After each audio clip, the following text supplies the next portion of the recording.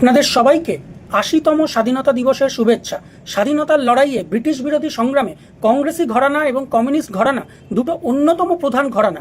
তবে কমিউনিস্টরা এমন এক বিরল কৃতিত্বের অধিকারী যে কৃতিত্ব হয়তো কংগ্রেসিরাও দাবি করতে পারবে না। কমিউনিস্ট পার্টির প্রতিষ্ঠা লগ্ন থেকে প্রথম ৩ দশকের মধ্যে যারা যারা পার্টির সাধারণ সম্পাদক ছিলেন, অর্থাৎ পার্টির শীর্ষ পদে বসেছিলেন, তারা প্রত্যেকে শুধু স্বাধীনতা সংগ্রামী ছিলেন তাই নয়, প্রত্যেকে ব্রিটিশ কারাগারে একাধিকবার নিক্ষিপ্ত হয়েছেন। সেটা কানপুর ষড়যন্ত্র মামলা হোক বা মিরাট ষড়যন্ত্র মামলা বা অন্য কোনো ব্রিটিশ বিরোধী আন্দোলন। আজকে প্রথম সাধারণ সম্পাদক কমরেড এস.বি. ঘাটে, তারপরে দ্বিতীয় সাধারণ সম্পাদক কমরেড গঙ্গাধর অধিকারী যখন জেলে নিক্ষিপ্ত হন, তখন অন্তর্বর্তীকালীন সাধারণ সম্পাদক comrade Somnath Lahiri, comrade S S. Mirajkar, comrade S B. Deshpande বা তারপরে ১৯৩৫ সালে কমরেড পি.সি. যোশী এবং পি.সি. যোশীর পরে comrade B T. Ranadive, comrade C. Rajeshwar Rao এবং ১৯৫১ সালে নির্বাচিত সাধারণ সম্পাদক কমরেড অজয় ঘোষ তো ভগৎ সিং এবং বটুকেশ্বর দত্তের সাথে সরাসরি কাঁধে কাঁধ মিলিয়ে ব্রিটিশ বিরোধী সংগ্রাম করেছিলেন। এই প্রথম যে ৯জন সাধারণ সম্পাদকের নাম করলাম, এনারা প্রত্যেকেই একাধিকবার ব্রিটিশ বিরোধী লড়াই সংগঠিত করতে গিয়ে ব্রিটিশ কারাগারে নিক্ষিপ্ত হয়েছেন। এছাড়া কমিউনিস্ট পার্টি গড়ে ওঠার দিনগুলোতে যারা কমিউনিস্ট গ্রুপগুলোর অন্যতম প্রধান সংগঠক ছিলেন, পূর্ব ভারতে কমরেড মুজফ্ফর আহমেদ, পশ্চিম ভারতে কমরেড এস.এ. ডাঙ্গে, মধ্য ভারতে বা আজকে যা উত্তরপ্রদেশ তখন ছিল সংযুক্ত প্রদেশ, সেখানে কমরেড শওকত উসমানী, বা দক্ষিণ ভারতে কমরেড সিঙ্গারাভেল্লু চেট্টিয়ার, এরা প্রত্যেকেই স্বাধীনতা সংগ্রামী ছিলেন এবং বারবার ব্রিটিশ কারাগারে এনারা নিক্ষিপ্ত হয়েছেন।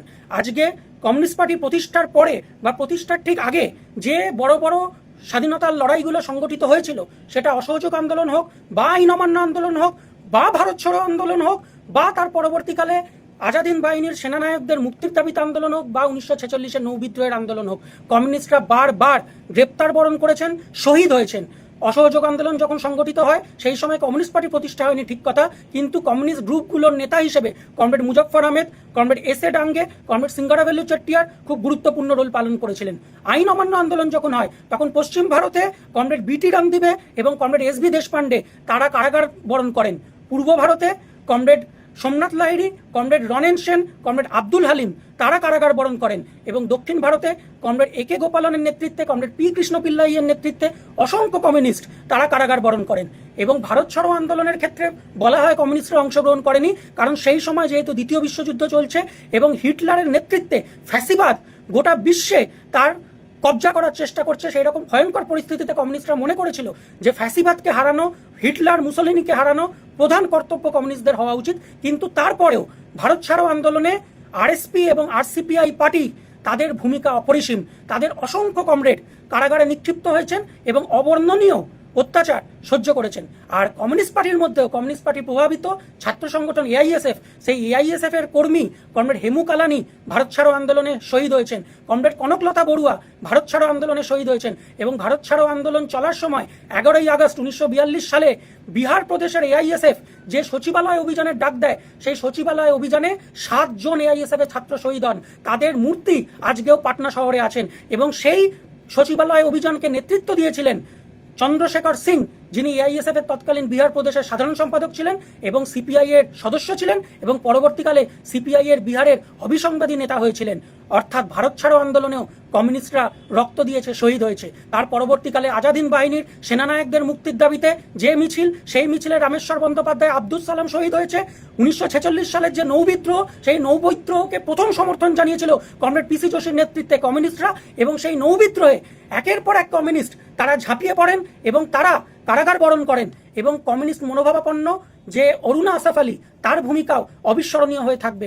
এরপরে দেশ স্বাধীন হয় এবং দেশ স্বাধীন হবার পরেও আমরা জানি গোয়া পর্তুগিজদের অধীনে ছিলেন। সেই ১৯৫৫ সালে যে গোয়া সত্যাগ্রহের ডাক দেওয়া হয়, সেই গোয়া সত্যাগ্রহের ডাকে কমিউনিস্ট পার্টি এক হাতে জাতীয় পতাকা, অন্য হাতে লাল পতাকা নিয়ে গোয়ার বর্ডারের দিকে অভিযান শুরু করে।